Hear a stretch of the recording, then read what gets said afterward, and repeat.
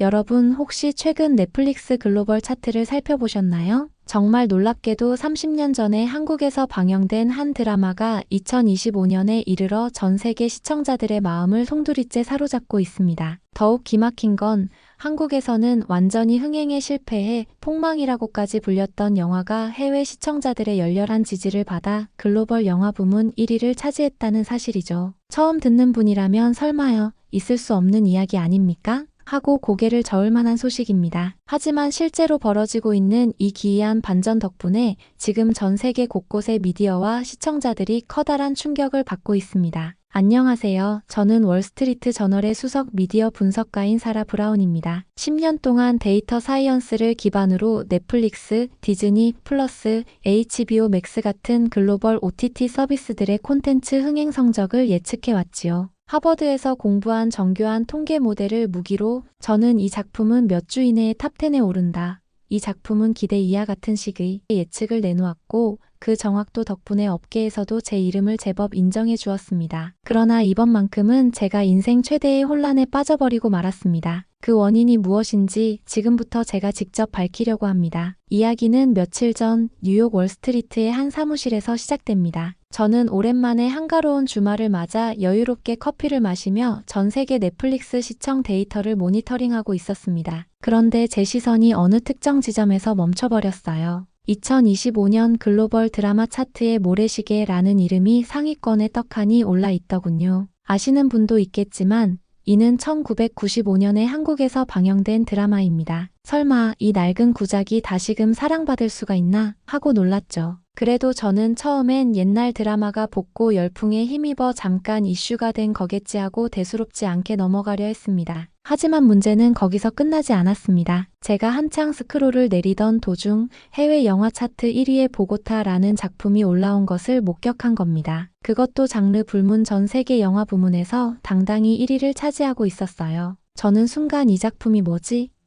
라고 눈살을 찌푸렸습니다. 사실 보고타라는 영화를 이전에 데이터로 접했을 때 한국 현지 반응이 극도로 낮았고 흥행 실패가 뻔해 보였기에 해외 시장에서도 고전할 가능성이 높다는 결론을 내린 적이 있거든요. 그런데 그런 영화가 글로벌 차트 1위를 찍고 있다니 제가 지난 10년간 쌓아온 예측 모델이 완전히 무너지는 순간이었습니다. 제 얼굴에서는 식은땀이 흘러내렸습니다. 모니터 화면을 한 번 더 확인해봐도 결과는 같았어요. 이게 대체 어떻게 된 일이지? 혼란스러운 마음으로 사무실 문을 나서려는데 복도에서 마주친 동료들이 사라, 보고타 1위라면서요? 무슨 분석 기사 내실 거예요?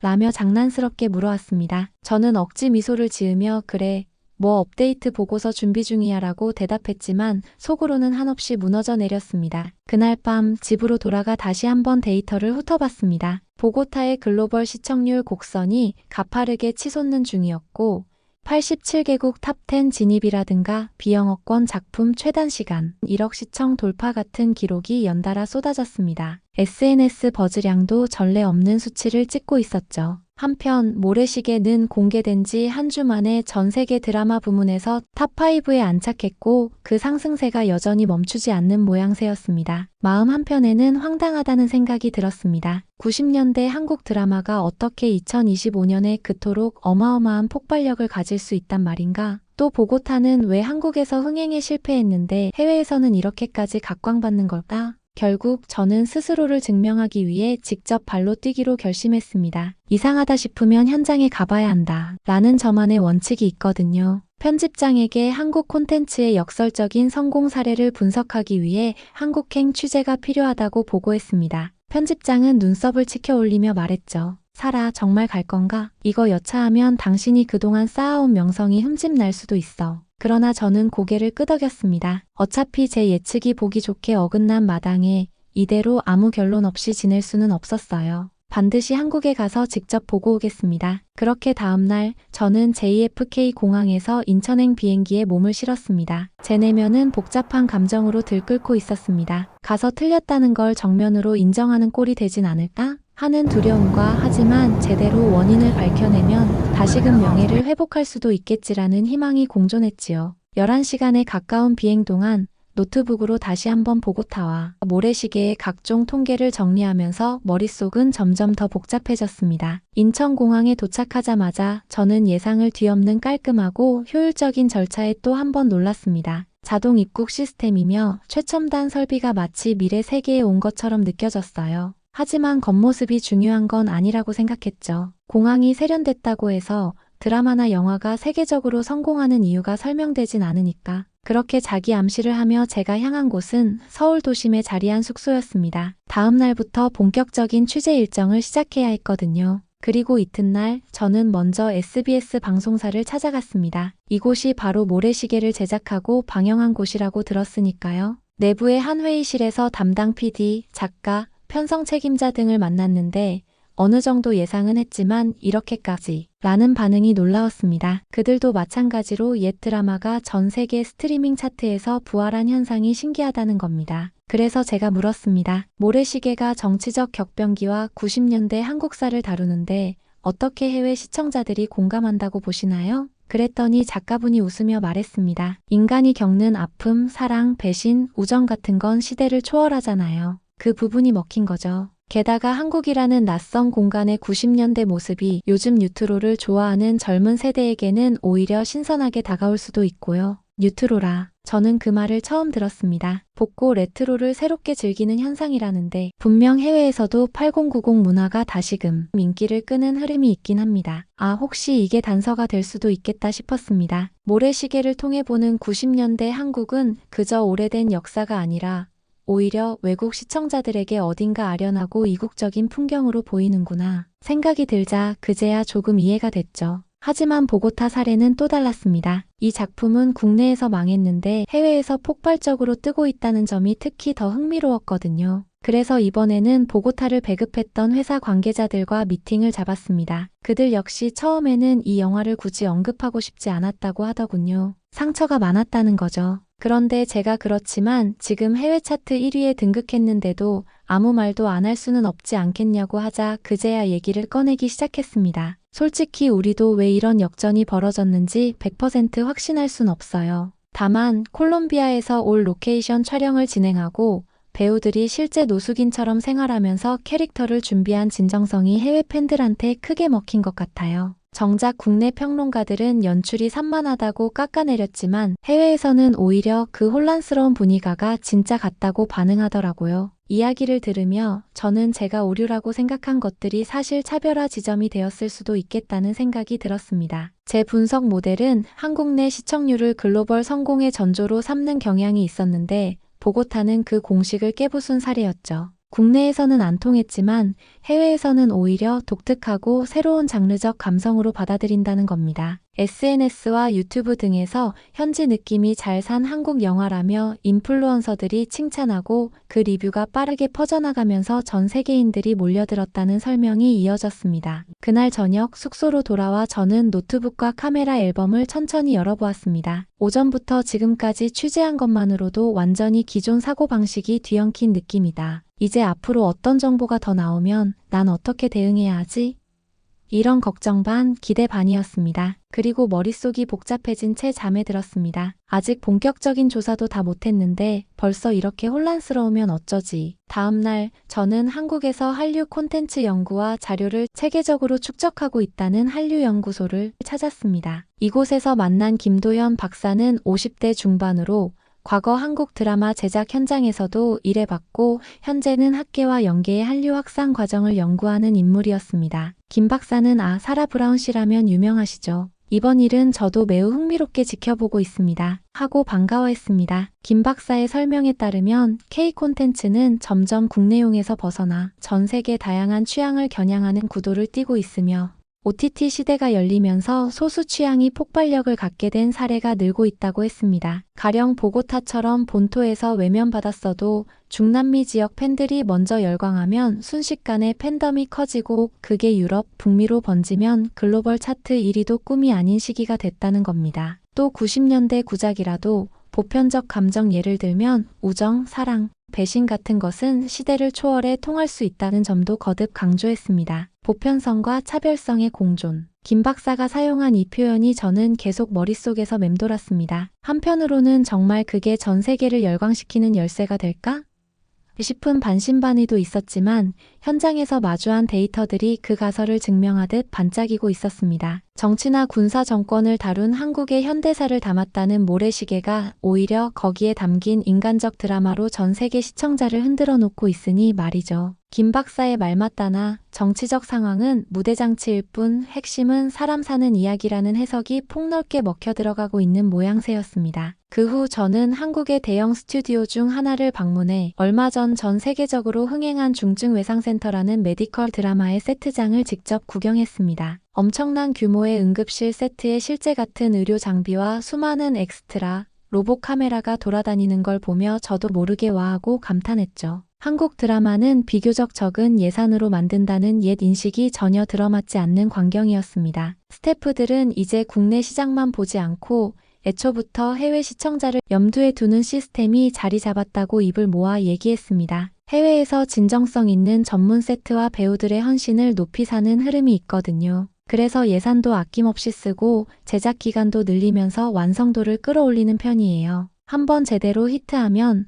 OTT 서비스 구독자 증가나 판권 수익이 엄청나거든요. 라며 관계자가 귀띔했는데 그 말에 저 또한 할리우드 못지않게 전문화된 시스템이 생긴 거네라며 감탄을 금치 못했습니다. 그렇게 조금씩 왜 K 콘텐츠가 세계적으로 흥행하는지에 대한 실마리를 모아가던 중 뉴욕 본사에서 긴급한 연락이 왔습니다. 사라, 여기저기서 보고타와 모래시계 성공 기사들이 쏟아지고 있어. 우리도 특집 기사로 이 현상을 분석해야 하는데 지금 상황을 정리해 줄 수 있나? 편집장은 급한 톤으로 말했죠. 하지만 저는 아직 모든 가설을 확정지을 단계가 아니라며 시간을 더 달라고 요청했습니다. 왜냐하면 제가 이토록 뜨거운 열기를 피부로 느낀 이상 쉬운 결론으로 마무리하고 싶지 않았습니다. 비영어권 콘텐츠가 일시적으로 반짝인 현상일 뿐이다 같은 식의 성급한 결론은 더 이상 설득력이 없다고 느꼈거든요. 저는 얼마 뒤 통합 OTT 데이터룸이라는 곳에서 해외 시청 이력과 SNS 반응을 좀 더 면밀히 살펴볼 기회를 얻었습니다. 거기서 알게 된 것은 대부분의 시청자들이 플랫폼 메인 화면 추천이 아니라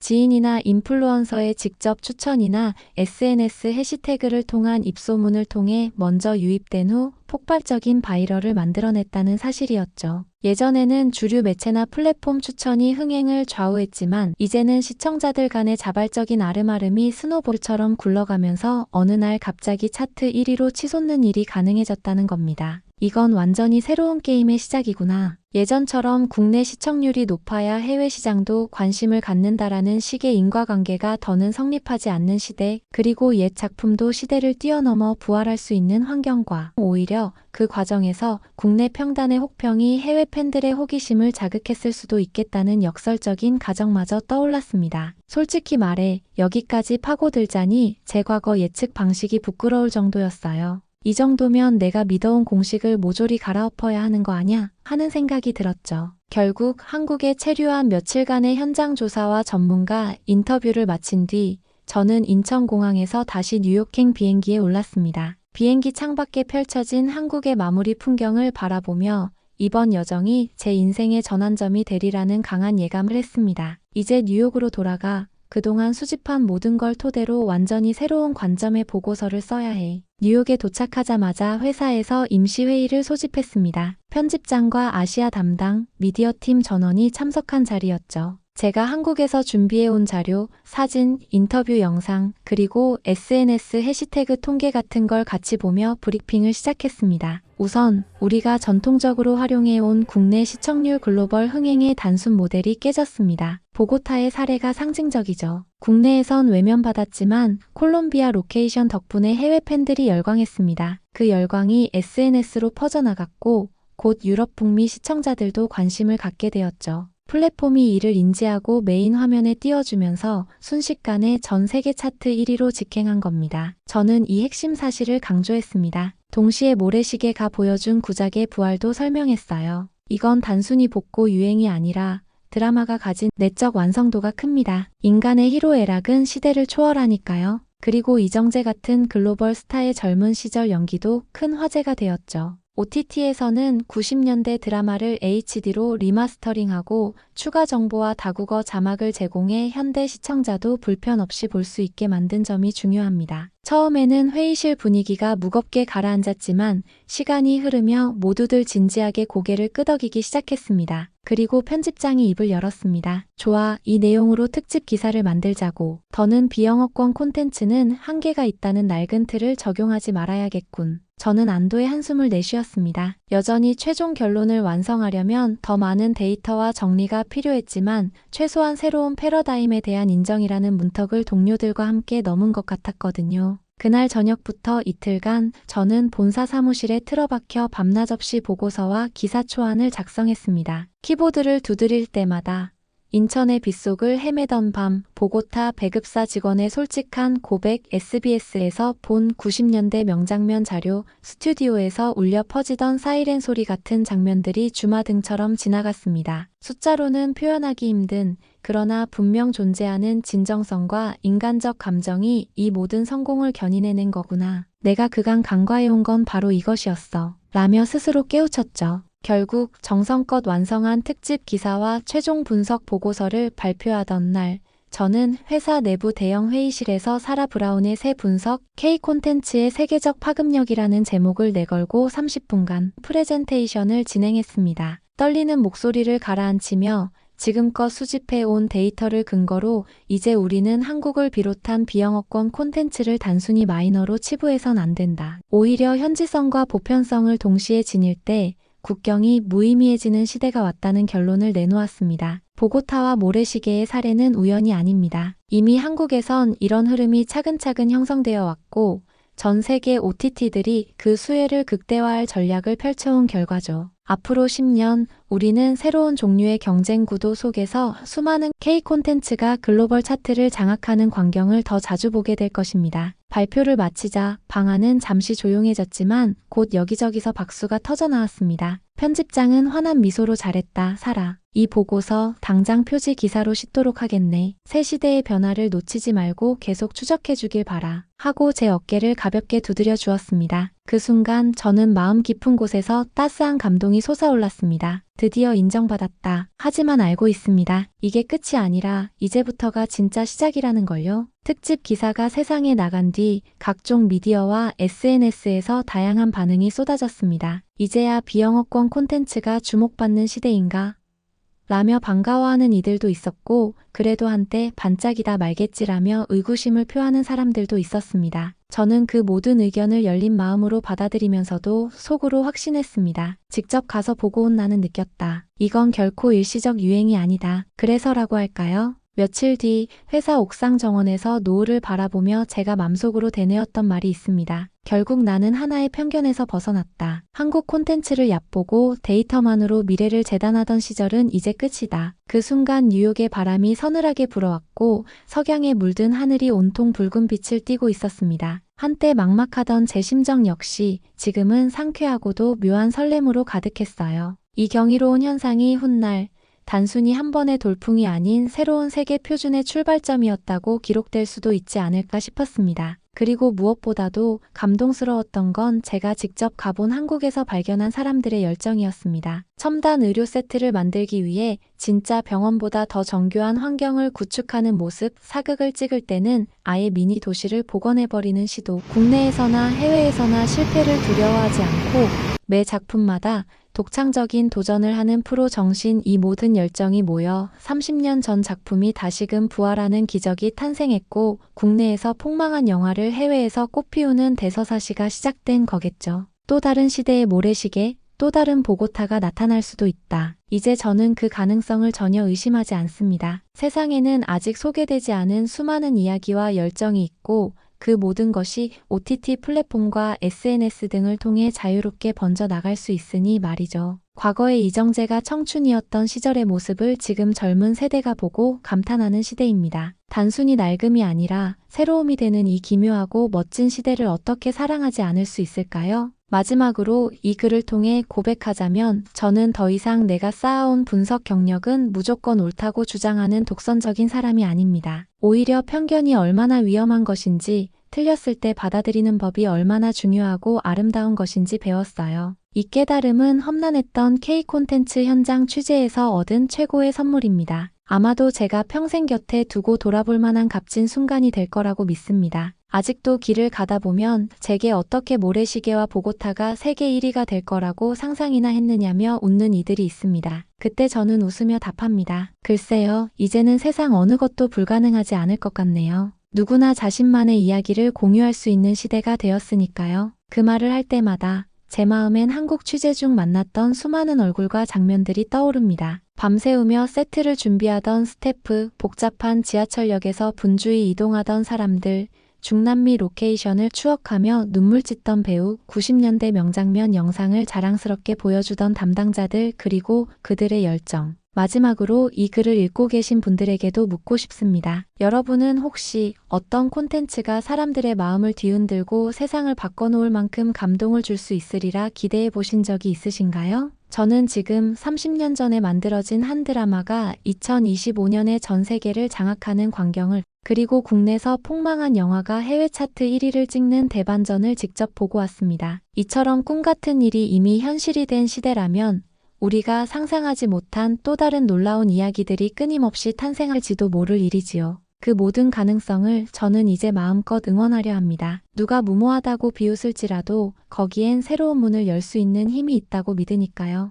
사랑, 우정, 성장, 고난 극복 등의 보편적 감정이 잘 녹아 있다면 언어와 문화를 초월해 전 세계인에게 다가가는 시대를 제가 직접 확인했으니까요. 이로써 한때 한국의 실패라고 혹평받던 작품은 글로벌 1위 영화가 되었고, 세상 사람들 아무도 신경 쓰지 않았던 오래된 드라마는 신드롬이란 이름으로 다시 태어났습니다. 이 경이로운 변화를 제 눈으로 목격한 미디어 분석가로서 저는 이제 단 하나의 문장으로 이 여정을 요약할 수 있을 것 같습니다. 편견이란 감옥을 부수고 새롭고 낯선 이야기를 향해 마음을 열 때 우리가 알던 세계의 한계를 뛰어넘는 기적은 실제로 일어난다. 그리고 그 기적을 만들어내는 건 바로 우리 모두가 공유하고 있는 인간다운 바로 그 공감과 열정이라고 확신하게 되었습니다. 이제 이 글을 읽는 당신도 혹시 마음 어딘가에 자리한 편견을 잠시 내려놓고 가슴 뛰는 새로운 콘텐츠 속으로 여행을 떠나보시면 어떨까요? 그것이 한국 드라마든 영화든 혹은 또 다른 나라의 작품이든 간에 말입니다. 언젠가 우리가 만나게 될 다음 보고타, 다음 모래시계, 그리고 무수히 많은 감동의 순간을 생각하면 제 심장은 이미 설렘으로 가득 찹니다. 감사합니다. 그리고 앞으로도 그 어디선가 더 놀라운 이야기들이 탄생할 수 있기를 함께 기대해 봅시다.